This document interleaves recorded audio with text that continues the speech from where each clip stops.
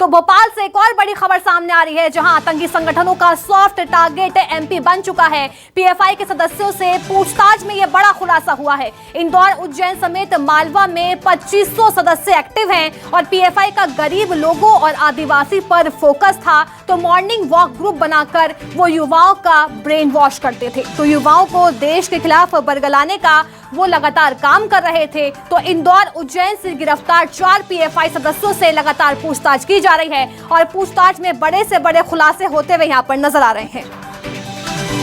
तो भोपाल से मेरे सहयोगी लगातार हमारे साथ बने हुए हैं। शब्बीर, कल 4 पीएफआई सदस्य की गिरफ्तारी की गई थी और गिरफ्तारी के बाद उनसे लगातार पूछताछ की जा रही है, लेकिन पूछताछ में बड़े से बड़े खुलासे होते हुए नजर आ रहे हैं।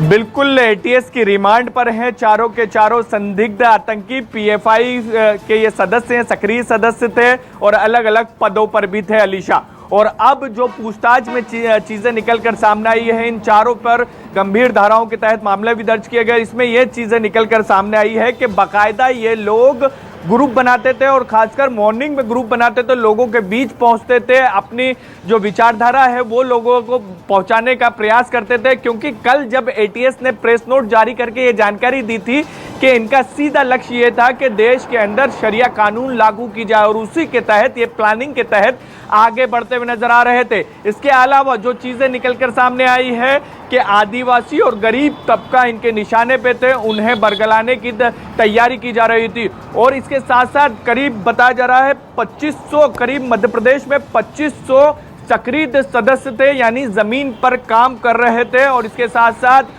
6000 इसके सदस्य हैं मध्य प्रदेश में। तो अंदाजा लगा जा सकता है कि भले ही 4 सदस्य अभी गिरफ्तार किए गए, लेकिन वो 2500 सक्रिय सदस्य बहुत बड़ी चुनौती है खुफिया विभाग के लिए भी, एटीएस के लिए भी और तमाम जो बड़ी एजेंसियां हैं जो इस ऐसे अपराधियों पर कार्रवाई करती हैं, उन सभी के लिए चुनौतियां हैं। क्योंकि 2500 सदस्य, सक्रिय सदस्य, बड़ी बात है, इनके ऊपर कैसे कार्रवाई की जाएगी, ये सबसे बड़ा सवाल है। और अलीशा, एक चीज और, मध्य प्रदेश की बात की जाए तो मध्य प्रदेश में पिछले 6 महीने के अंदर बात की जाए तो 3 बड़ी कार्रवाई हुई है। आतंकी घटनाओं या आतंकी घटनाओं को अंजाम देने की तैयारी कर रहे हैं या फिर अलग अलग घटनाक्रम को लेकर। देखिए, जेएमबी के आतंकी गिरफ्तार किए गए थे, हम सबको पता है, भोपाल से ही गिरफ्तार किए गए थे। इसके अलावा अल-सूफा के जो आतंकी राजस्थान के चित्तौड़गढ़ से विस्फोटक सामग्री उनके कार में मिली थी, उनके भी जो अलग अलग जगहों पर दबिश दी गई थी, वो मध्य प्रदेश से ही उसके तार जुड़े थे। मुख्य आरोपी इमरान रतलाम का ही रहने वाला था। कुल 11 आरोपी थे, उसमें से 10 मध्य प्रदेश के ही थे।